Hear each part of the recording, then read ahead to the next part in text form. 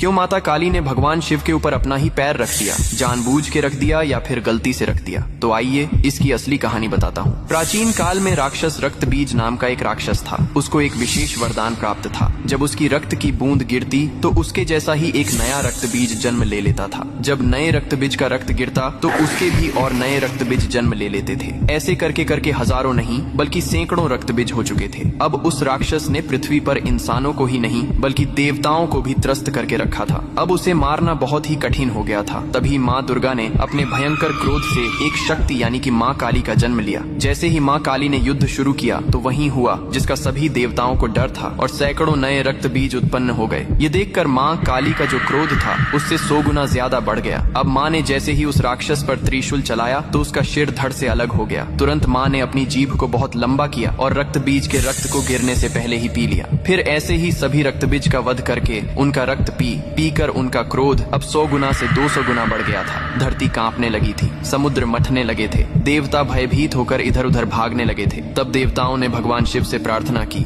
हे महादेव, आप ही माता काली के संताप को शांत कर सकते हैं। शिव ने देवताओं की पुकार सुनी और माँ काली के सामने युद्ध भूमि में पहुंच गए। लेकिन माँ अपने तांडव में इतनी लीन थीं कि उन्होंने शिव को भी नहीं देखा। तभी भगवान शिव ने स्वयं माता के चरणों में लेट गए। जैसे ही माँ काली का पैर अनजाने में शिव के सीने पर पड़ा, तुरंत उनका क्रोध शांत हो गया। उन्होंने नीचे देखा तो अपने प्रिय पति शिव थे। यह देखकर उनकी जीभ शर्मिंदगी से बाहर निकल आई। इसके बाद शिव ने मुस्कुराते हुए कहा, हे माँ, तुम्हारा यह रूप सृष्टि के संतुलन के लिए था, लेकिन यह रूप अब धरती पर बहुत धाम धूम से पूजा जाएगा। यही कारण है कि तस्वीर में और मूर्तियों में माँ काली को शिव जी पर खड़े हुए दिखाया जाता है, जो बहुत ही शुभ माना जाता है।